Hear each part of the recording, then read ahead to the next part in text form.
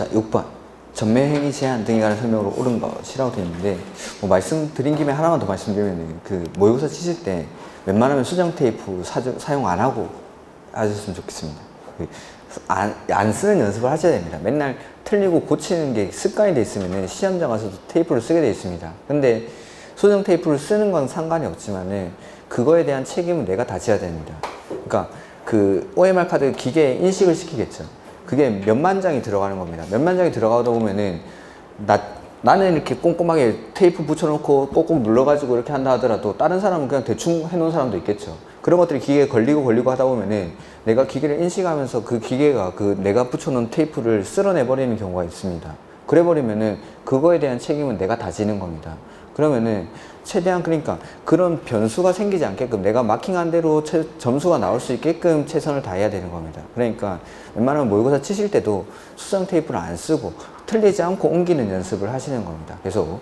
그렇게 해서 뭐 저 같은 경우에는 5개씩 외워가지고 옮깁니다. 그게 가장 빠른 방법입니다. 어떤 분들은 하나 확인하고 하나 옮기고 하나 옮기고 하나 하고 하는데 저 같은 경우에는 그냥 문제 다 풀어놓고 한꺼번에 옮기는 편입니다. 그게 속도는 제일 빠릅니다. 그러니까 우리 시험 같은 경우는 그래도 시험 시간이 여유가 있는 편인데 시험 시간이 여유가 없는 시험들이 되게 많습니다. 다른 시험들은.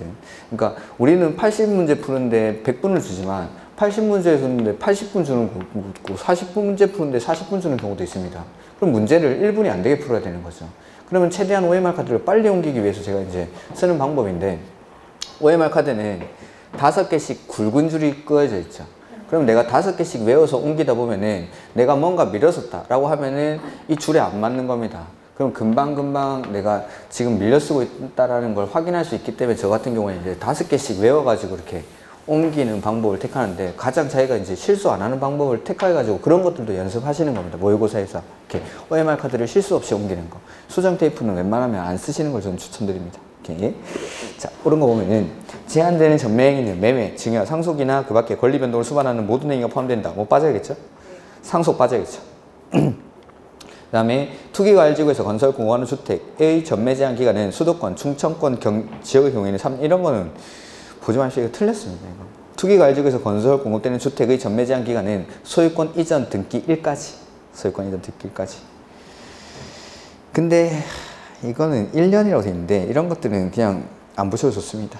투기가 알지구 아까 투기가 알지구에서 건설 공급하는 주택은 소유권 이전 등기일까지. 다만 그 기간이 5년을 초과할 때는 5년으로 한다. 그것만 기억하십시오. 다른 건 그냥 보지 마시고. 그 다음에 3번 상속에 의해서 취득한 주택으로 세대원 일부가 이전하는 경우 일부는 안 되죠. 전원이.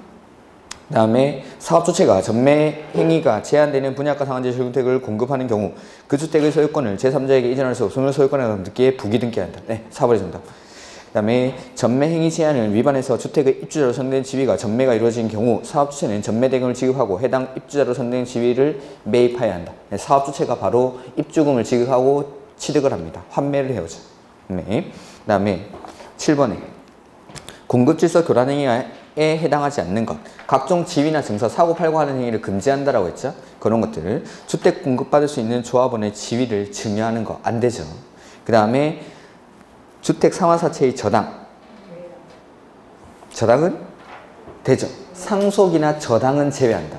최근에는 상속은 너무 이제 사람들이 많이 하니까 저당을 제외한다는 게 시험에 훨씬 더 많이 나왔습니다. 최근 시험에서는. 그래서 그 공급질서 교란 행위에서 각종 증서나 지위를 사고 팔고 하는 행위를 금지하지만 여기서 제외되는 건 상속이나 저당. 아까 전매 제한 기간에 전매를 할 수 없지만 거기서 제외되는 건 상속만. 근데 각종 증서나 지위, 사고 팔고 하는 게 금지되지만 여기서 제외되는 건 상속이랑 저당까지. 최근에는 저당이 제외된다는 게 훨씬 더 많이 나왔습니다. 그 다음에 각종 증서나 지위, 양도 양수하는 거 안 되고 알선하는 거 안 되고 광고하는 것도 안 되죠. 인터넷, 전화, SNS 광고 다 안 됩니다. 이렇게. 그래서 인터넷 광고 안 되고 전화 광고 안 되고 그 다음에 입주자 저축 증서, 청약통장 증여하는 것도 안 되죠. 이렇게. 그 다음에 8번에 투기가 알지구 옳은 것. 일정한 지역의 주택가격 상승률이 물가 상승률보다 현저히 높은 경우 관할 누가 지정하죠? 국장이나 시도지사. 투기가 알지구는 국장이나 시도지사. 그 다음에 시도지사가 투기가 알지구 지정하는 경우 시장, 군수, 구청장과 협의하는 게 아니라 누구랑? 국장이랑. 그래서 국장이 지정할 때는 시도지사의 의견을 듣고 시도지사는 국장과 협의해서 지정하죠. 다음에 3번 투기가일지구로 지정되면 투기가일지구 내의 기존 주택에 대해서는 주택의 전매 제한이 적용된다. 아닙니다.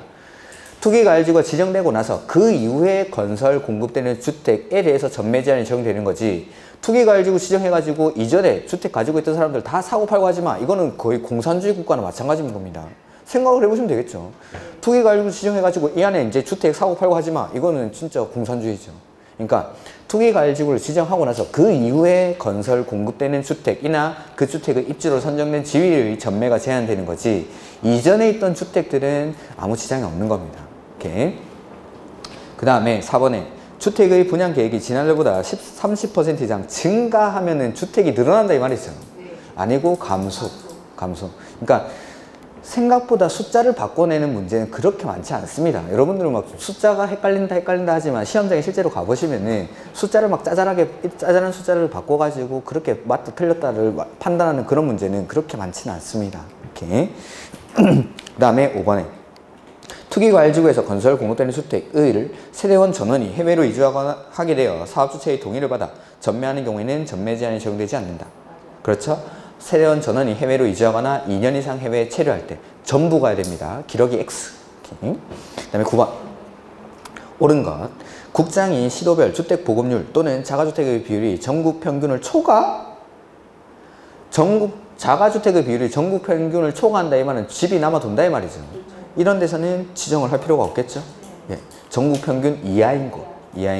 그러니까 증가, 감소, 이하 이런 것들 잘 보셔야 됩니다. 그 다음에 2번 시도지사는 주택 분양, 매매 등 거래가 위축되거나 위축될 우려가 있는 지역을 시도주거정책심의위원회 심의를 거쳐 조정대상 지역으로 지정할 수 있다. 조정대상 지역은 누가 지정한다고 했죠? 국장이. 다시 분양가 상한제, 민간택지는 국장이 지정하죠. 투기가일지구는 국장이나 시도지사, 조정대상 지역은 국장. 이렇게. 그 다음에 투기가일지구 지정기간은 3년 이내로 하되 틀렸습니다. 지정기간이 따로 없습니다. 그러니까 투기가일지구나 조정대상 지역은 일단 지정을 하는 겁니다. 지정을 해놓고 나서 쭉 기간이 경과했을 때 예전에는 1년마다 지정 유지 여부를 재검토했었는데 이제 반기마다. 그래서 일단 그냥 지정 단위는 없고 지정을 하는 거고 해놓고 나서 주기적으로 이제 검토를 하겠다라는 거죠. 예전에는 1년이었는데 이제 반기마다 계속 지정할지 해제할지를 검토를 하는 겁니다. 그 다음에 4번 투기가일지구로 지정되면 지구 내 주택은 전매 행위가 제한된다. 아까 말씀드렸죠. 원래 있던 주택이 아니라 그 지정되고 나서 그 이후에 건설 공급되는 주택이지 원래 있던 주택까지 전매가 제한되는 게 아닙니다. 그 다음에 5번 조정대상지역으로 지정된 지역의 시장군수구청장은 조정대상지역으로 유지할 필요가 없다고 판단되는 경우에는 지정권자인 국장에게 해제를 요청할 수 있겠죠. 이렇게. 항상 지정했으면 해제하는 것도 지정한 사람이. 그러니까 지정한 사람이 아닌 사람들은 지정권자에게 해제를 요청할 수 있고 요청을 받으면 며칠 안에 통지된다고 그랬죠? 40일. 그 다음에 심의를 거치도록 규정되어 있는 것 모두 고른 것. 아까 분양가 상한제, 투기가일지구, 조정대상지역 지정하거나 해제할 때 싹 다 심의 거치죠. 보면은 시장군수구청장의 요청마다 국장이 임대주택의 인수자를 지정하는 경우 이런 건 배운 적이 없죠? 근데 분양가 상한제 적용지역 지정할 때 심의 거치죠. 그 다음에 투기가일지구 지정할 때뿐만 아니라 해제할 때도 심의 거치죠. 그래서 4번 니은디귿. 안 배운 건 정답이 아닙니다. 그 다음에 11번 공급질서 교란을 방지하기 위해서 금지되는 행위가 아닌 것. 그래서 조합원의 지위 매매 하면 안 되죠. 주택 상환사채 매매하는 것뿐만 아니라 알선 하는 것도 안 되고 광고하는 것도 안 되고 근데 입주자 저축증서에 저당 되죠. 이렇게. 보시다시피 최근에는 저당이 훨씬 더 많이 나왔습니다. 4번에 공공사업의 시행으로 인한 이주대책 이주대책에 의해서 주택을 공급받을 수 있는 지위, 뭐 이주대책 대상자 확인서 이런 거겠죠. 인터넷 광고하는 것도 안 되죠. 알선하는 것도 안 되고 광고하는 것도 안 되고 그 다음에 주택을 공급받을 수 있는 증서로서 시장군수구청장이 발행한 무허가 건물 확인서, 건물 철거 예정 증명서, 건물 철거 확인서 이런 것들 매매하는 거 안 됩니다. 이렇게. 그 다음에 12번 전매 제한을 받은 주택임에도 불구하고 전매가 허용되는 경우는 이라고 되어 있죠. 세대주의 근무상의 사정으로 세대원 일부 전부 가야 되죠. 그 다음에 세대원 전원이 1년간 2년 이상 해외에 체류하고자 하는 경우, 이혼을 하는 주택을 그 배우자에게 이전하는 경우 요건 되죠. 위조를 주는 거. 그 다음에 세대원 일부 기록이 X. 그 다음에 5번 상속에 의해서 취득한 주택으로 세대원 일부 전부 이런 것도 문제가 되죠. 그 다음에 13번 사용검사 후 매도 청구. 자, 사용검사 후 매도 청구는 해당 토지의 면적이 주택단지 전체 대지 면적의 얼마 미만일 때만? 5% 미만일 때, 작을 때만. 그 다음에 이 얼마 안에 실소유자에게 송달돼야 되죠? 2년. 그 다음에 리모델링. 자, 리모델링 하기 전에 리모델링 기본 계획이라는 게 나오는데 그거 잠깐 보도록 하죠. 우리 아까 요약서에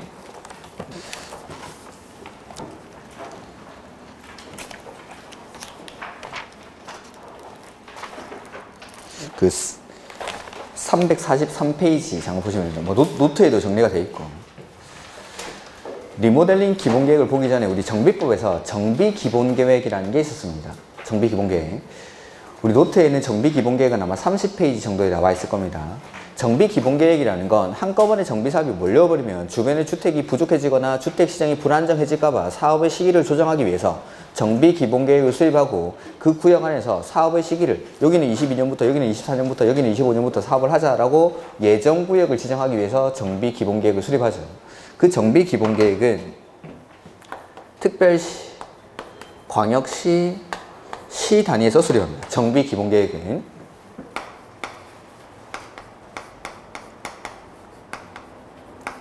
그 다음에 이 시는 다시 두 가지로 나눌 수가 있죠.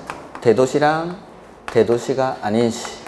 대도시는 의무적으로 기본계획을 수립해야 되지만 대도시가 아닌 시. 자, 원칙적인 수립권자가 특별시, 광역시, 시라고 돼 있으니까 대도시가 아닌 시도 원래는 수립을 합니까?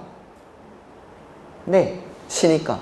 그냥 시라고 돼 있으니까 원래 대도시가 아닌 시도 수립을 해야 되지만 도지사가 인정하면 아니할 수 있다. 원래 해야 되니까 인정하면 아니할 수 있다. 이렇게. 그 다음에 이렇게 시에서 정비기본계획을 수립했을 때 도지사에게 승인을 받느냐라는 건데, 정비기본계획은 대도시시장은 도지사의 승인을 따로 받지 않습니다. 근데 대도시가 아닌 시는 승인을 받아야 됩니다.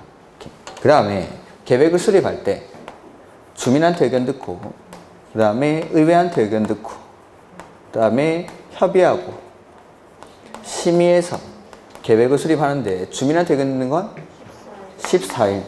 정비계획이 30일이었고 정비기본계획은 14일이죠. 그 다음에 의회는 60일 안에 의견을 제시해야 되죠. 그 다음에 정비기본계획 몇 년 단위로 수립하죠? 10년 단위로. 정비기본계획은 10년 단위로. 재검토는 5년마다. 자, 이게 정비기본계획이고, 그 다음에 리모델링 기본계획 또 똑같습니다. 리모델링 기본계획이라는 것도 세대수 증가형 리모델링에 따른 도시 과밀이 우려될 때 그렇게 사업의 시기를 조정하기 위해서 리모델링 기본계획을 수립합니다. 그러니까 한꺼번에 세대수 증가형 리모델링을 많이 하게 되면은 주택이 막 부족해지고 사람들이 이제 나가야 되니까, 공사하는 동안에. 그러니까 주변에 전체 시장이 막 불안정해지고 하다 보니까 시기를 조정하기 위해서 요거는 특별시, 광역시, 대도시가 수립합니다. 대도시. 이게 첫 번째 차이죠. 정비기본계획은 특별시, 광역시, 시가 수립하고 리모델링 기본계획은 특별시, 광역시, 대도시가. 그러니까 대도시가 아닌 시는 원래는 수립을 안 하죠. 원래는 안 하는데 그러면 도지사가 인정하면 어떻게 해야 될까요? 해야 된다 이 말이죠. 그러니까 정비기본계획은 대도시가 아닌 시도 원래는 수립을 하니까 도지사가 인정하면 안 할 수 있는데, 리모델링 기본계획은 특별시, 광역시, 대도시가 수립권자니까 대도시가 아닌 시는 원래는 안 하지만 도지사가 인정하면 하여야 한다. 이렇게. 그 다음에 이 시에서 리모델링 기본계획을 수립했을 때 도지사에게 승인을 받느냐라는 건데, 아까 정비기본계획은 대도시시장 승인을 안 받았죠. 근데 리모델링 기본계획은 대도시시장도 도지사의 승인을 받아야 됩니다. 그러니까 대도시시장이 받으니까 대도시가 아닌 시는 당연히 받습니다. 그 다음에 역시 계획을 수립할 때 절차는 똑같습니다. 주민한테 의견 듣고, 그 다음에 의회한테 의견 듣고, 협의하고, 그 다음에 심의해서 계획을 수립하는데 주민한테 의견 듣는 건 며칠이죠? 14일. 정비법에서 30일 3개 그거 빼고는 나머지 대부분이 14일입니다. 그 다음에 의회, 요게 차이점인데 30일. 크게 한 3가지 정도 차이가 나죠. 그래서 보면은 기본계획은 특별시, 광역시, 시에서 수립하고 리모델링 기본계획은 특별시, 광역시, 대도시에서 수립하니까 대도시가 아닌 시는 정비기본계획을 원래는 수립을 했지만 도지사가 인정하면 아니할 수 있다. 근데 리모델링 기본계획은 대도시가 아닌 시는 원래 안 하니까 도지사가 인정하면 하여야 한다. 그 다음에 수립을 했을 때 대도시에서 도지사한테 승인을 받느냐는 건데 정비 기본계획은 대도시는 도지사한테 승인을 안 받죠. 근데 리모델링 기본계획은 도지사한테 승인을 받습니다. 이렇게. 그 다음에 계획 수립할 때 나머지 절차는 똑같지만 의회가 의견을 제시하는 기간이 리모델링 기본계획은 30일, 정비 기본계획은 60일. 그 다음에 리모델링 기본계획도 10년 단위로 수립하고 5년마다 재검토합니다.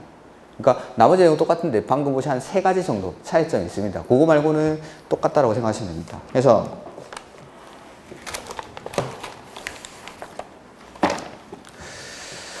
343페이지에 보면은 특별시장, 광역시장 및 대도시시장 이렇게 돼 있죠. 343페이지. 그 우리 요약서. 특별시장, 광역시장, 대도시시장은 관할구역에 대해서 다음의 사항을 포함한 리모델링 기본계획을 몇 년 단위로 수립하죠? 10년 단위로. 다만 세대수 증가형 리모델링에 따른 도시 과밀 우려가 적은 경우 등 대통령령으로 정하는 경우에는 리모델링 기본계획을 수립하지 아니할 수 있다. 라는 거. 그래서 뭐 계획의 내용은 따로 보지 마시고. 그 다음에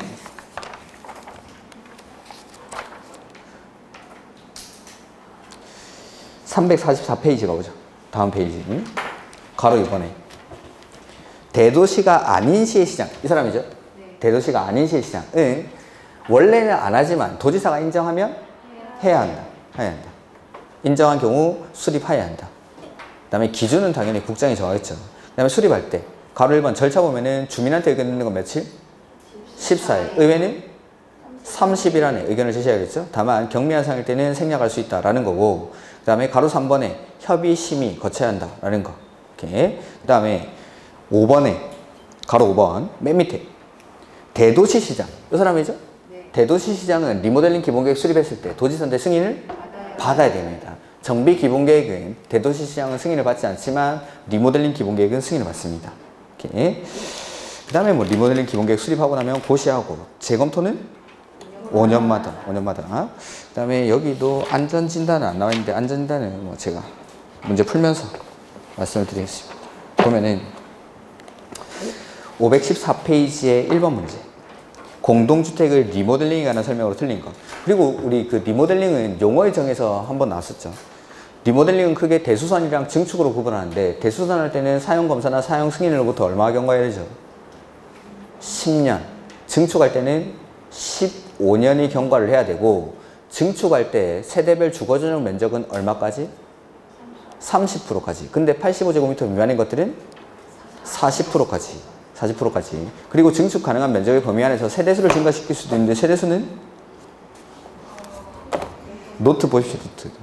우리 요약서에 안 나와 있으니까 52페이지.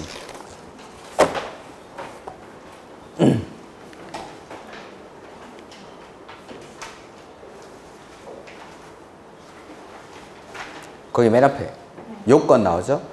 1번 대수선, 2번 증축이라고 돼 있고 대수선은 거기 안 써놨지만 사용검사나 사용승인으로부터 10년이 경과해야 되고 증축은 15년이 경과. 그 다음에 각 세대의 주거전용 면적 30% 이내에서 증축이 가능한데 가로 안에 보면은 주거전용 면적 85제곱미터 미만인 것들은 40%. 그 다음에 공용 부분에 대해서는 별도로 증축할 수 있고, 그 다음에 세대별 주거전용 면적, 증축 가능한 면적의 범위 안에서 세대수를 증가시킬 수도 있는데 세대수가 증가할 때는 15%까지 수평으로 증축할 수 있고 수직으로 증축할 수 있는데 수직으로 증축할 때 기존 건축물이 15층 이상일 때는 3개층까지, 14층 이하일 때는 2개층까지. 그 다음에 신축 당시에 구조도를 보유하고 있을 것. 이게 리모델링에서 요건. 이렇게. 자, 그 다음에 보면은 그래서 1번에 입주자, 사용자 또는 관리주체가 입주자를 리모델링을 하려고 하는 경우에는 공사기간, 공사방법 등이 적혀있는 동의서에 입주자 전체의 동의를 받아야 된다. 그 다음에 요거는 조금 이따 말씀드리겠습니다. 그 다음에 2번에 리모델링에 동의한 소유자는 입주자 대표회의가 시장, 군수, 구청장에게 허가 신청서를 제출한 이후에도 서면 동의를 철회할 수 있다. 자, 우리 동의했다가 철회하는 거죠. 동의했다 철회할 때는 항상 언제까지 한다고 했죠? 인허가 등을 신청하기 전까지만. 그러니까 정비법에서 한번 배웠었는데 동의했다가 철회하는 건 항상 허가나 인가, 승인 등을 신청하기 전까지만 하는 거지 신청하고 나서는 동의 철회가 안 됩니다. 그거랑 마찬가지입니다. 이것도 뭔가 처음 보는 것 같지만 다 똑같은 겁니다. 보면. 그래서 리모델링에 동의한 소유자는 입주자 대표회의가 시장, 군수, 구청장에게 허가 신청을 제출한 이후에는 철회가 안 되죠. 신청서를 제출하기 전에만 철회할 수 있죠. 그 다음에 3번 수직 증축형 리모델링의 대상이 되는 기존 건축물 층수가 15층 이상일 때는 몇 개 층까지? 3계층까지. 그 다음에 주택단지 전체를 리모델링하고자 하는 경우 주택단지 전체 구분 소유자 및 의결권의 3분의 2 이상의 결의 및 각동 과반수의 결의. 그 지금 노트 펴놨죠? 그 밑에 동의요건 있죠? 자, 그거 한번 보죠. 리모델링 주택조합의 경우에는 소유자들이 조합원이 되죠. 그 소유자들에게 동의를 받아야 됩니다. 조합 설립 인가를 신청할 때. 그래서 조합 설립 인가 신청할 때의 동의 요건이 단지 전체를 리모델링할 때는 전체 구분 소유자 및 의결권의 3분의 2 이상의 결의 및 각동 과반수의 동의를 받죠. 그 다음에 동만 리모델링 할 때는 그 동 구분 소유자 3분의 2 이상의 결의가 필요합니다. 근데 자, 인가받고 나서 아까 우리 지역 직장주택조합은 설립 인가받고 나서 사업계획 승인 얼마 안에 신청했었죠? 신청하는 건 2년. 여기도 마찬가지. 리모델링 주택조합은 여기 주택법에서 허가받습니다. 허가. 다만 세대수 증가형 리모델링에 따른 증가하는 세대수가 30세대 이상일 때는 리모델링도 사업계획 승인을 받습니다. 오케이. 그러니까 리모델링은 원칙은 인가받고 나서 허가를 받아야 됩니다. 허가받고 나서 이제 착공을 하는 겁니다. 이때 마찬가지. 리모델링 주택조합도 인가받고 나서 2년 안에 허가를 신청해야 됩니다. 근데 이 허가 신청할 때의 동의요건이 또 따로 있습니다. 그래서 단지 전체를 리모델링 할 때는 전체 구분소유자 의결권의 75%, 각동 50%, 동만 할 때는 그 동 75%. 그러면 이 허가에 동의하지 아니한 25%한테 뭐 할 수 있을까요? 매도 청구. 그래서 조합이 사업을 할 때는 75% 이상만 동의를 하면은 허가를 받을 수 있고 사업을 할 수 있다는 거죠. 이렇게. 그래서 나머지 반대한 25%한테 매도 청구를 할 수 있습니다. 근데 리모델링은 이렇게 조합 만들어서만 하는 게 아니라 동그라미 1번 질문 볼까요? 입주자, 사용자 또는 관리주체라고 나오죠? 이 사람들도 사업을 할 수 있습니다. 입주자, 사용자, 관리주체. 이런 사람들은 전원의 동의를 받아야 됩니다. 전원의 동의. 그 다음에 2번에 보면은 입주자 대표회의 나오죠? 입주자 대표회의도 사업을 할 수 있습니다. 근데 입주자 대표회의가 사업을 할 때도 전원의 동의. 그러니까 조합 말고 나머지 사람들은 싹 다 전원의 동의해야 됩니다. 근데 조합은 요거 75%, 50%. 75%, 50%. 오케이. 그 다음에 4번 지문에 나오는 거. 요거는 주택단지 전체를 리모델링 하고자 하는 경우에는 주택단지 전체 구분소유자 및 의결권의 3분의 2 이상의 결의 및 각동 구분소유자 과반수의 결의를 얻어야 된다. 요거는 조합 설립할 때의 동의요건이니까 뭐 따로 구분해서 안 나오면은 그냥 조합 설립할 때의 동의요건 요걸로 문제를 푸시면 됩니다. 근데 허가를 신청할 때 그때 아예 따로 이제 허가를 신청하는 경우 이렇게 말이 나오면은 그때는 75%를 찾아야 되는데 주로 시험에 나오는 건 요거 조합 설립 인가 신청할 때의 동의요건 요게 시험에 출제가 됩니다. 그 다음에 5번에 증축형 리모델링 하는 자는 시장, 군수, 구청장에게 안전진단을 요청한다. 자, 안전진단이 처음 나왔는데 요 안전진단 제가 수업을 안 하는 이유가 우리 정비법에서 안전진단 한번 배운 적 있죠? 네. 재건축할 때 그거랑 똑같습니다. 자, 그게 잘 기억이 안 나시면 노트는 한 32페이지 정도 찾아보시면은 재건축에서 안전진단이 나올 겁니다. 자, 재건축 사업을 할 때 주민들이, 조합원들이 이 사람 안전진단을, 재건축 사업에서 안전진단을 요청하는데 누구한테 요청하죠? 시장, 군수 등. 그 사람이 뭐냐면 정비계획의 입안권자입니다. 재건축 사업에서 안전진단을 하는 이유는 정비계획 입안 여부를 결정하기 위해서. 그러니까 안전진단을 해보고 이게 재건축 사업이 필요하다라고 하면은 정비계획을 입안해서 사업을 하는 거죠. 그러니까 정비계획의 입안권자에게 안전진단을 요청합니다. 그러면은 자, 증축형 리모델링을 할 때 안전진단을 하는 이유는 허가를 내줄지 말지를 결정하기 위해서 그때 안전진단을 합니다. 그러니까 허가권자인 시장, 군수, 구청장. 이 허가는 시장, 군수, 구청장이 내줍니다. 그러니까 허가 여부를 결정하는 시장, 군수, 구청장에게 안전진단을 요청을 합니다. 시장, 군수, 구청장. 자, 요청을 받은 시장, 군수, 구청장은 지가 직접 안전진단을 하진 않겠죠. 안전진단을 실시할 기관을 지정해야겠죠. 안전진단을 실시할 수 있는 기관에는 3가지가 있죠. 안전진단 전문기관, 한국건설기술연구원, 국토안전관리원. 똑같습니다. 그 중에 하나를 지정해서 안전진단을 실시를 합니다. 실시할 때 기준은 누가 정하죠? 국장. 비용은 요청한 자에게 부담시킬 수 있다. 똑같죠? 그 다음에 실시를 하고 나면 그 결과가 나오겠죠. 안전진단 결과가 나오면 2군데다 보내주죠. 요청한 사람 이랑 누구? 시장, 여기는 입안권자 하면 안 되죠. 그 허가권자한테 보내줘야지. 시장군수구청. 허가 여부를 결정하기 위해서 안전진단을 한 거니까. 그 다음에 시장군수구청장은 우리 거기서는 보면은 시도지사한테 결과보고서를 제출하는데 여기서는 그런 건 없습니다. 그런 거 없고 시장군수구청장이 결과를 받아봤는데 이 결과가 마음에 안 드는 거죠. 그럼 뭐 할 수 있죠? 적정성 검토를 의뢰할 수 있습니다. 적정성 검토. 적정성 검토는 누구만 하죠? 공적기관만. 한국건설기술연구원, 국토안전관리원. 똑같죠? 요거 말고 차이가 나는 건 리모델링에서는 안전진단을 1차, 2차 이렇게 나눠서 합니다. 1차는 증축, 가능 여부에 대한 안전진단입니다. 그러니까 요거 통과하면 허가 나옵니다. 지금 말하는 건 1차 안전진단을 말하는 거고 허가 받았죠. 허가 받고 나서 2차는 건축물의 구조, 안전에 대한 상세 확인을 위한 안전진단을 한다라는 거. 요 두 번 한다는 거 빼고는 나머지 내용은 뭐 똑같으니까 재건축 사업의 안전진단을 정확하게 알고 있으면은 요걸 푸는 데는 크게 지장이 없습니다. 그래서 증축형 리모델링 할 때 위에 2개 층, 3개 층 더 쌓아 올릴 때 이 건물이 버틸 수 있는지를 판단하기 위해서 허가권자한테 안전진단을 요청합니다. 증축형 리모델링을 하려는 자가 시장, 군수, 구청장한테. 자, 근데 하나만 더. 안전진단을 해봤습니다. 증축형 리모델링 하려고 안전진단을 해봤는데 그 결과가 이 건물은 증축형 리모델링이 필요한 게 아니라 재건축 사업이 필요한 건축물이랍니다. 그러면은 여기다가 리모델링을 허가하면 될까요? 안 될까요? 안 되죠. 재건축이 필요하다는 건 이거 무너지기 일보 직전이라는 거죠. 근데 여기다가 증축형 리모델링을 허가하면은 무너지라 이 말이죠. 그러니까 재건축 사업이 필요하다고 결정된 경우에는 리모델링을 허가해서는 아니 된다. 요까지 하면은 재건축 사업에서 안전진단만 정확하게 알고 있으면 요거는 그거랑 그대로 풀면 됩니다. 그래서 증축형 리모델링을 하려는 자가 허가권자인 시장, 군수, 구청장에게 안전진단을 요청할 수 있습니다. 이렇게. 자, 그 다음에 2번 보면은 리모델링 기본계획 수립할 때 주민한테 읽는 건 14일. 그 다음에 의회는 30일. 이런 것도 시험에 나오죠. 그 다음에 3번. 리모델링 주택조합을 설립하는 경우 조합 설립 인가 신청 시 제출해야 할 첨부 서류가 아닌 것. 자, 인가 신청한다는 건 이제 사업하겠다라고 조합 만드는 거죠. 조합 만들 때 제출하는 서류가 아닌 것입니다. 잘 생각해보고 읽어보면 정답이 보입니다. 첫 번째, 창립총회 회의록. 그 다음에 주택조합 전원이 자필로 연명한 조합 규약. 규약을 만들어야죠. 정관이랑 똑같은 역할을 하는 거니까. 그 다음에 해당 주택 소재지의 80% 이상에 대한 토지 사용 승낙서. 사용 승낙서가 아니라 권원이 필요합니다. 권원. 승낙서랑 권원은 다른 겁니다. 이게.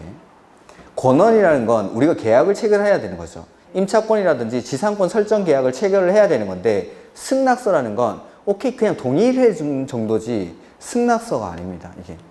권원이랑 승낙서는 다른 겁니다. 권원이랑. 그러니까 권원은 임차권 설정 계약이라든지 지상권 설정 계약을 체결하고 내가 임차권이라든지 지상권자가 된 거죠. 임차권자나 지상권자가. 그게 권원. 근데 승낙서라는 건 오케이 네 하면은 내가 동의를 해줄게. 그냥 사용 승낙서 정도지 이거는 권원을 확보한 건 아닙니다. 이렇게 승낙서랑 권원은 차이가 나는 겁니다. 그 다음에 증축할 때는 15년 이상의 경과해야 됐었죠 아까? 그 다음에 조합원 명부 뭐 이런 것들을 제출해야 되고 그 다음에 4번에 리모델링에 관한 설명으로 옳은 것. 기존 14층 건물에 수직 증축형 리모델링이 허용되는 경우 몇 개 층까지? 2개 층. 15층 이상일 때는 3개 층, 14층 이하일 때는 2개 층. 그 다음에 리모델링 주택조합의 설립 인가를 받으려는 자는 인가 신청서에 해당 주택 소재지의 80% 이상의 사용 승낙서를 첨부해서 시장, 군수, 구청장에게 제출한다. 권원도 아니고 리모델링 주택조합은 소유자들이죠. 리모델링 주택조합의 조합원들은 소유자. 소유권을 이미 확보하고 있는 사람들입니다. 이해가 안 되십니까? 아니, 리모델링 주택조합은 소유자들이죠. 소유자들이 모여서 동의를 받는 거예요, 동의를. 이 동의, 인가 신청할 때는 이 동의서가 필요한 거지. 이 사람들은 이미 소유권을 확보하고 있는 사람들인데 권원을 필요가 없고 승낙서나 권원이 필요가 없는 겁니다. 소유자들이니까. 이게 이런 건 외워서 푸는 문제가 아닙니다. 리모델링 주택조합은 소유자들이기 때문에 따로 권원이라든지 사용 승낙서를 받을 필요가 없는 거죠. 대신에 이 소유자들한테 동의를 받았다는 이 동의 결의서를 첨부를 해야 되는 거지. 이런 것도 건원이 필요가 없는 거죠. 결의서가 필요한 겁니다. 이 이상의 동의를 받았다는 결의서가. 그 다음에 3번 소유자 전원의 동의를 받은 입주자 대표회의는 시장, 군수, 구청장에게 신고하고 리모델링을 할 수 있다. 리모델링 할 때 뭐 한다고 했죠? 리모델링 할 때 뭐 봤죠? 네 하지만 고개를 들어야 칠판을 보이지 지금. 허가. 허가. 그리고 아까 조합은 75% 50%지만 나머지 입주자, 아까 관리주체, 그 다음에 여기 있는 입주자 대표회의 싹 다 전원의 동의. 조합 말고 나머지는 싹 다 전원의 동의. 이렇게. 조합은 75% 50%, 나머지는 싹 다 전원의 동의. 이렇게. 그래서 여기도 전원의 동의를 받은 입주자 대표회의. 그 다음에 4번에 수직 증축형 리모델링의 경우 리모델링 주택조합의 설립 인가 신청서에는 당해 주택의 사용 검사를 받은 후 증축할 때는 얼마 경과해야 되죠? 15년. 그 다음에 리모델링 주택조합 시공자 같은 거 선정할 때 항상 경쟁이 처합니다. 경쟁이 처. 뭔가 사람 선정할 때는 원칙적으로 다 경쟁이 처한다고 생각하시면 됩니다. 이렇게. 그 다음에 5번.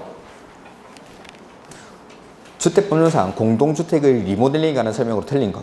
입주자 대표회의가 리모델링을 하는 경우 리모델링의 설계 개요, 공사비, 소유자 비용 부담 명세가 적혀있는 결의서에 주택등기 소유자 전원의 동의를 받아야 된다.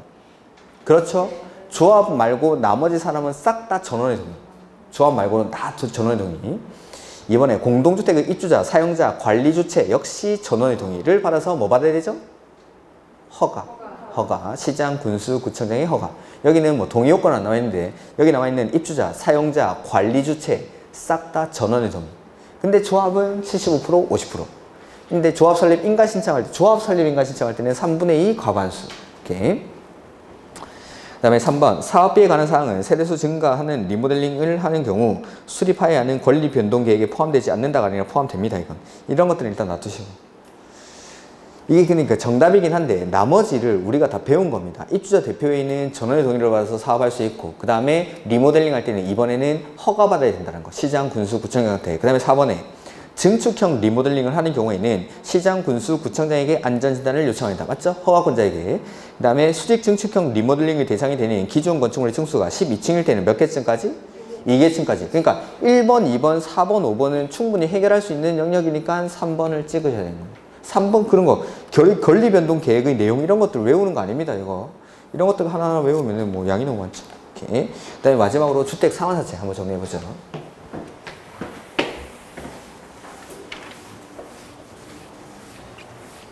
우리 요약서에는 345페이지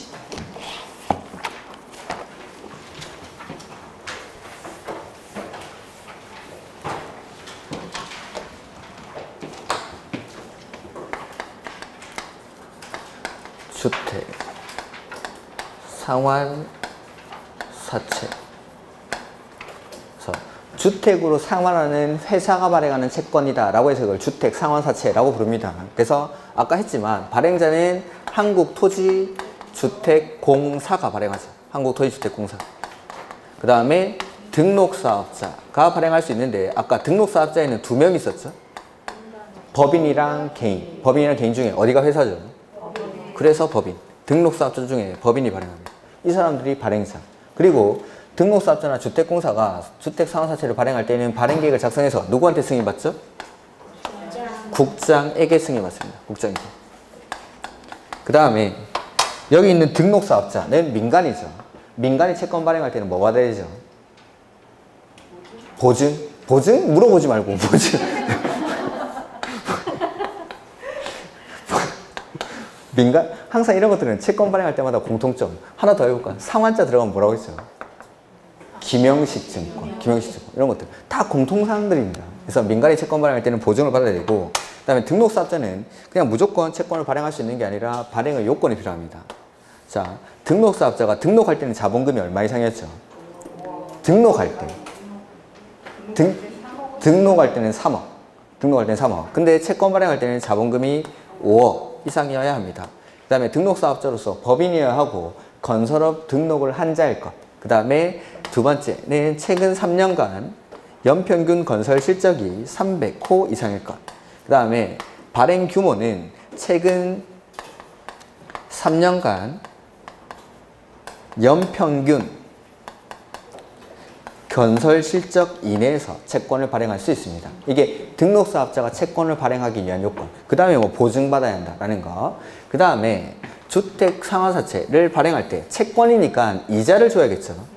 이자를 줘야 되는데 지금 이 주택시장이 엄청 호황입니다. 주택가격이 계속 올라가고 있는 거죠. 그러면은 올라가는 그 주택가격으로 이자를 그대로 상계할 수 있는 겁니다. 그러니까 액면가 그대로 발행할 수가 있다라는 거죠. 주택시장이 호황일 때는. 근데 주택가격 변동이 크지 않다. 이럴 때는 채권에 대해서 이자를 지급해야겠죠. 그래서 선이자를 떼고 할인하는 방법. 먼저 이자를 떼가지고 할인의 방법으로 채권을 발행할 수 있다는 겁니다. 액면가 그대로 발행할 수도 있고 할인의 방법으로 선이자를 떼고 발행할 수도 있다는 거. 가백에. 그 다음에 주택 상환사채니까 만기가 도래하면 이 발행자들은 가백에 뭐 주면 되죠? 주택. 주택으로 상환한 채권이니까 주택을 주면 되죠. 다만 채권자가 원할 때는 원리금을 포함한 현금으로 상환할 수도 있습니다. 그리고 상환기간은 3년을 초과할 수 없고 뭐 이런 것들이 있는데 그거는 책으로 안 보고 그 다음에 상환이니까 상환자 들어가는 채권은 김영식 증권.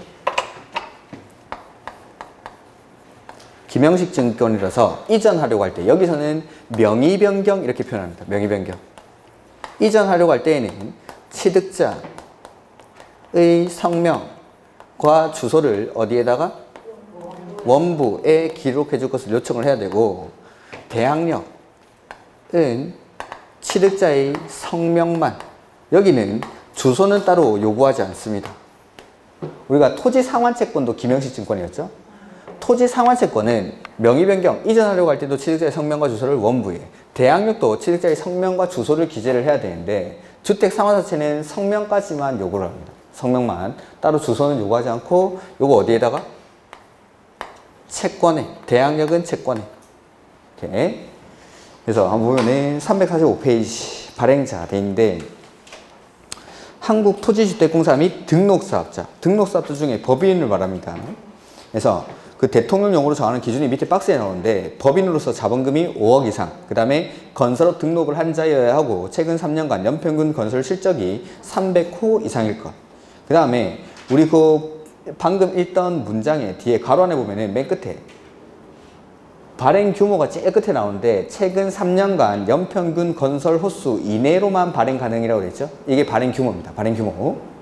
그 다음에 주택으로 상환하는 사채를 발행할 수 있다. 이 경우 등록사업자는 뭐 받아야 되죠? 보증. 등록사업자 이 사람. 민간.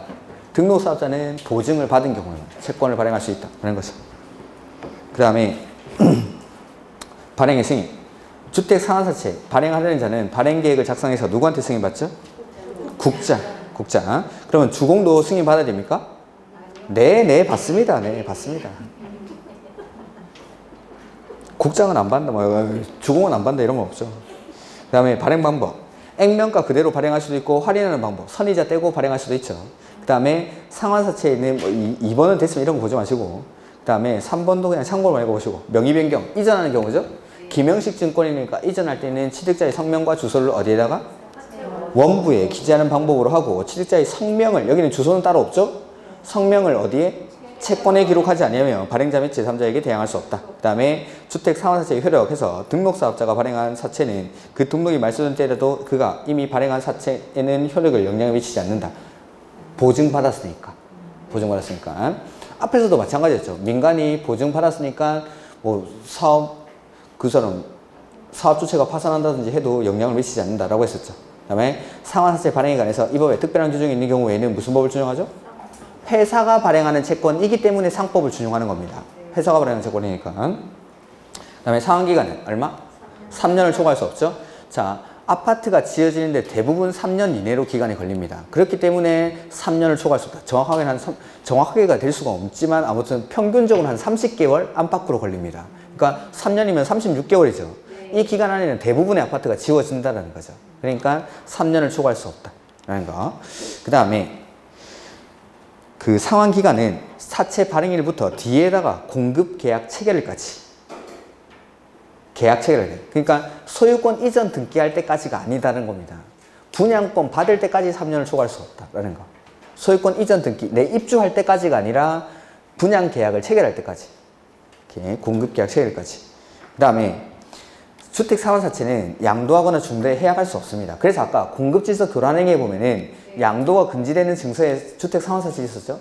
근데 예외적으로 부득이한 경우에는 가능하다. 그게 뭐냐면 아까 전매 가능 사유에 세대원의 근무, 생업상의 사정이나 질병, 치료, 취약, 결혼으로 세대원 전원이 다른 특광시군으로 이전할 때, 그 다음에 세대원 전원이 상속받은 주택으로 이주하거나 세대원 전원이 해외로 이주하거나 2년 이상 해외에 체류할 때, 그때는 전매할 수 있습니다. 주택 상환사채도.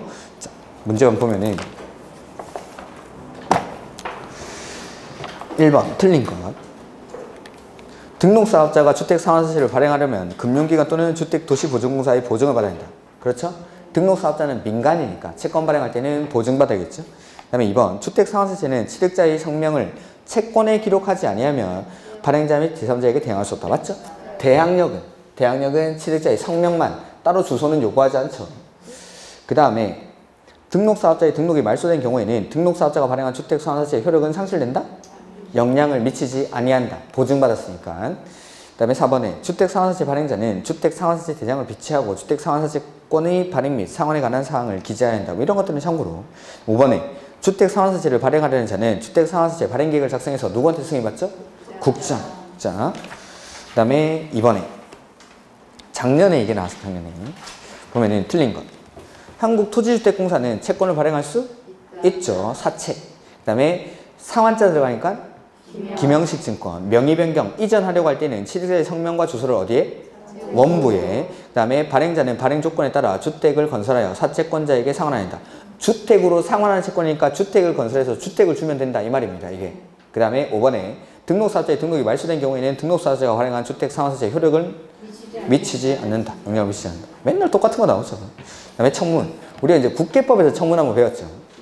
청문이라는 거 뭔가 권한을 줬다가 뺏기 전에 할 말 있으면 한번 해봐 라는 겁니다. 그래서 국계법에서는 개발행위 허가의 취소, 실시계획 인가의 취소, 도시군계획시설 사업 시행자 지정의 취소, 뭔가 취소할 때. 그 다음에 여기는 말소도 하나 들어가는데 보면은 1번이 정답이고 그러니까 청문 사유가 아닌 게 1번이 정답이고 나머지는 뭐 해설에 나오죠. 주택건설사업 등 등록의 말소, 그 다음에 주택조합 설립 인가의 취소, 사업계획 승인의 취소, 리모델링 허가의 취소. 그러니까 사업계획 승인 취소랑 리모델링 허가 취소는 똑같은 거나 마찬가지죠. 그러니까 아파트 지어라 했다가 취소할 때, 그럴 때는 왜? 물어보는 거죠. 그 다음에 주택조합 설립 인가의 취소, 그 다음에 주택건설사업 등 등록의 말소. 등록사업자가 등록 말소일 때 그때도 청문을 하겠다라는 겁니다. 이렇게. 농지법인데 농지법은 따로 제가 풀진 않겠습니다. 그래서 그렇게 어렵지 않으니까 한번 보시는데 하나 한번 보면은 그 527페이지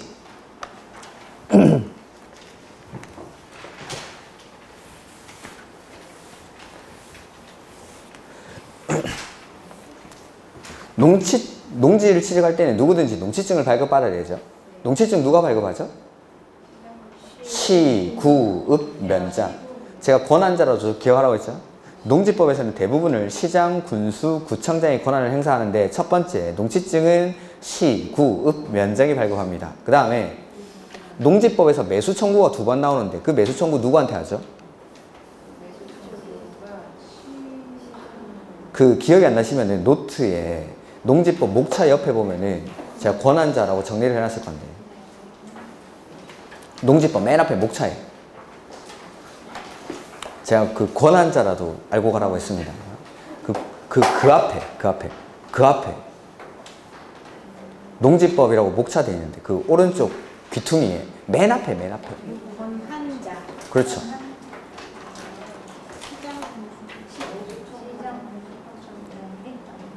그러니까 원칙적으로는 대부분의 권한을 시장, 군수, 구청장이 행사를 하죠. 네. 저 앞에 맨 앞에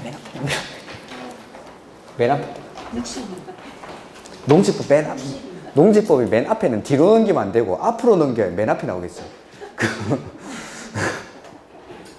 그래서 농지법에서 대부분의 권한은 시장, 군수, 구청장이 행사하는데 첫 번째 농지증은 시, 구, 읍, 면장이 발급하고 두 번째 매수 청구가 2번 나올 겁니다. 그 매수 청구 누구한테 하죠? 농어촌공사. 그 다음에 농업지능지역 누가 지정하죠? 시도지사, 농림축산식품부 장관의 승인을 받아서 시도지사가 지정합니다. 그 다음에 농지 전용 허가, 신고, 협의가 있는데 그 중에서 허가랑 협의는 누구한테? 농림축산식품부 장관. 그러면 농지 전용 신고는 누구한테 하죠? 시장, 군수. 거기 예외 없으니까 시장, 군수, 구청장 이렇게 권한자라도. 그리고 그 다음 페이지 바로 보시면은 제가 누구든지 농지를 취득할 때는 농지증을 발급받아야 하는데 이 농지증을 취득하려고 할 때 농업경영계획서의 작성이 면제되는 경우가 있었습니다. 그게 뭐냐면 학교나 연구기관의 시험 실습지, 그 다음에 주말 체험 영농, 그 다음에 농지 전용 허가, 농지 전용 신고, 그 다음에 농지개발 사업지구에서 1500제곱미터 미만의 농지를 취득하는 경우, 그 다음에 영농여건 분리농지라고 해서 영농여건 분리농지라고 해서 경사도가 최상단부부터 최하단부까지 15% 이상인 것. 그 다음에 비축농지. 얘네들은 농업경영계획서 작성이 면제되는 경우죠. 그러면 얘네들 농지증 발급 받아야 됩니까? 안 받아도 됩니까? 네? 받아야지. 농업경영계획서의 작성이 면제. 자, 누구든지 농지를 취득할 때는 농지증을 발급받아야 됩니다. 그리고 농지증을 발급받으려고 할 때는 농업경영계획서라는 걸 작성을 해야 되는데 그때 이 농업경영계획서 작성이 면제되는 경우, 그러니까 얘네는 농업경영계획서의 작성이 면제되는 경우지 농지증을 발급받지 않는 경우가 아니죠. 그러니까 얘네는 농지증을 발급받아야 되는 겁니다. 그래서 시, 주, 허, 신, 개, 경, 비 이렇게 듭니다. 절에 가서 시주를 허신께 경비가 드네 이거. 얘네는 농지증은 발급받는 거. 다만 농업경영계획서의 작성이 면제되는 사유. 그렇게 너무 많이 넘어갈 필요는 없습니다. OX 있는데 그 페이지에 있습니다. 그래서 2번 문제 한번 풀어볼까요? 527페이지 2번 문제. 농지증을 발급받지 아니하고 농지를 취득할 수 있는 경우에 해당하지 않는 것. 그럼 받는 겁니까? 받지 않는 겁니까? 받아야 되는 거죠. 발급받지 아니하고 취득할 수 있는 경우에 해당하지 않는 것이니까 발급받아야 되는 거. 그러면은 자, 제가 이거 외워놓고 농지증을 발급받는 거면 이거 찾으면 되고 발급받지 않는 거면 요게 4개가 써져 있을 거니까 이거 제끼고 나머지 하나 고르면 된다고 했습니다. 그래서 농지증을 발급받는 경우 찾으라고 하면 여기 있는 거 찾으면 되고 농지증을 발급받지 않는 경우 하면은 지문에 이게 4개가 써져 있을 겁니다. 이 중에 4개가. 그거 제끼어 놓고 나머지 하나 찾으면 됩니다. 지금은 발급받아야 되는 경우 찾는 거죠. 발급받지 아니하고 농지를 취득할 수 있는 경우가 아닌 것이니까 발급받는 거. 그러면은 요 중에 하나 찾아보죠. 정답이 2번. 허신, 신 거기 나와 있죠. 신. 이렇게. 농지 소유는 항상 중요한 건데 작년에 시험에 안 나왔습니다. 그리고 올해는 이게 뭐 지금 뉴스에 계속 나오고 있으니까 요거는 반드시 나올 겁니다. 그리고 농업경영계획서는 뭐 10년간 보존해야 된다라는 게 신설된 조문인데 그런 것들은 우리 문제풀이 할 때 아마 있을 거니까 그때 다시 한번 말씀드리겠습니다. 지금 기출문제는 제가 따로 풀지 않지만 기출문제 말고 이제 문제풀이 가면은 이거 다 풀 겁니다. 농지법까지. 그리고 9, 10월 달에 뭐 모의고사 풀 때도 농지법 거의 파트마다 한 문제씩 제가 넣어놓고 그 파트마다 한 번씩 다 설명을 드릴 거니까 이런 것들은 꼭 좀 보고 가셔야 되고 이거 제가 뭐 농지법에서 외우라고 한 건 이거 하나밖에 없습니다. 그다음에 뭐 나머지는 한번 풀어보시면 그렇게 어려운 문제는 없습니다. 530페이지 한번 볼까요? 요거는 이해가 안 될 수가 있어가지고 요건 나머지는 책을 보면은 이해가 되는데 6번 문제입니다.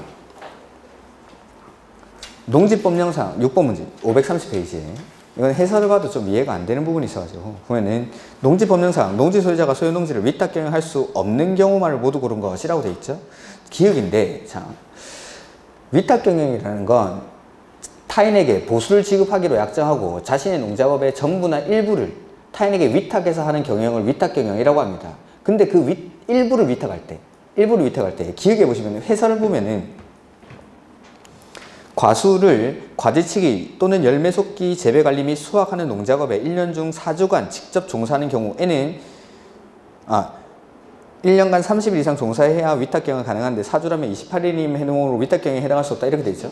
자, 그러니까 주요 농작업에 자신의 농작업의 일부를 타인에게 위탁할 때는 그 주요 농작업에 내가 30일 이상을 종사를 하고 나머지를 위탁해야 됩니다. 근데 지금 보면은 4주간 직접 종사한다라고 돼 있죠. 그러니까 28일밖에 안 되니까 이틀이 모자라서 위탁 경영을 할 수 없다라는 거예요. 이거는 그냥 틀리라고 낸 문제면 이런 것들은 크게 신경 쓰지 않으셔도 됩니다. 근데 이거 말고 뭐 다른 문제는 해설을 보면 이해가 되는데 이거는 좀 그런 문제라서 그래서 주요 농작업에 내가 30일 이상을 종사하고 나머지를 위탁해야 됩니다. 근데 여기는 28일을 종사했으니까 이틀이 모자라서 위탁 경영을 할 수가 없습니다. 이렇게. 그래서 농지법에 뭐 기출문제 푸시다가 모르는 거 있으면은 가지고 오셔서 질문하시고, 그 다음에 나머지는 그냥 한번 보시면 됩니다. 이렇게. 그래서 다음 주부터는 7, 8월 그 객관식 문제집 가지고 진도를 나가는데, 객관식 문제집 진도 나갈 때는 문제를 풀어오셔야 됩니다. 문제 안 풀어오시면은 제가 문제 푸는 거 구경하는 거밖에 안 됩니다. 저야 뭐 다 맞추겠죠. 저는 문제를 되게 잘 푸는데, 제 문제 푸는 거 구경할 필요 없으니까. 항상 이제 7, 8월 달에 문제는 미리 풀어오시고 좀 표시를 해보십시오. 도무지 이해가 안 간다. 이런 것들은 체크를 해놓고. 뭐 사람들이 수업하는 기간 동안 뭐 3시간 반, 4시간 동안 집중을 계속 하기가 힘들죠. 그러면은 이제부터는 예습에다가 좀 더 비중을 더 두시고, 수업 시간에 내가 풀어온 거 확인하시고, 그 다음에 수업을 들었는데도 이해가 안 간다. 그런 것들을 체크하셔가지고 마지막에 끝나고 나서 잠깐만 복습하시고, 그러면 이제 복습 기간이 되게 짧아지겠죠. 그럼 남은 시간 동안에 오후 시간에 시간 많이 나오면은 그때는 자기 공부하시죠. 자기 공부. 자기가 이제 계획을 짜가지고 오늘부터 뭐 민법 하겠다 하면 민법 쭉 보고, 학계론 쭉 보고, 아니면은 오늘 월요일은 민법, 화요일은 뭐 학계론 하겠다 하면은 그렇게 계획을 짜가지고 자기 진도를 이제 쭉쭉 나가셔야 됩니다. 자기 진도를 나가셔가지고 자기 공부를 하셔야죠. 자기 공부하시면서 정리하시고, 내일 문제 풀 거 예습하시고, 그리고 문제 어디까지 풀어와야 돼요? 그런 거 좀 묻지 마시고 그냥 쭉 푸십시오. 쭉 시간 될 때까지 쭉 푸십시오. 쭉 풀고 한 8개로 나눠가지고 풀면 되겠죠. 그래서 한 8주 정도 진도 나갈 거니까 8개로 나눠가지고 미리 좀 풀어오셔야 그 수업이 의미가 있습니다. 문제 안 풀어오고 그냥 앉아가지고 듣고 있으면은 그렇구나 하는 거니까, 좀 문제풀이 할 때는 문제를 좀 풀어오셔야 됩니다. 이렇게. 그거 좀 부탁드리는 겁니다. 자, 오늘 가져와야 되는 부지는 뭐가 있나요? 노트랑 요약집 가져오시죠. 요약집. 예, 계속 요약집 들고 오시고, 노트는 꼭 가져오시고. 이렇게. 그래서 요약집 가져오시고, 요약집에 없는 것들은 제가 노트에서 찾아드리겠습니다. 이렇게. 자, 오늘 수고 많으셨고 다음 주에 뵙도록 하겠습니다. 수고하셨습니다.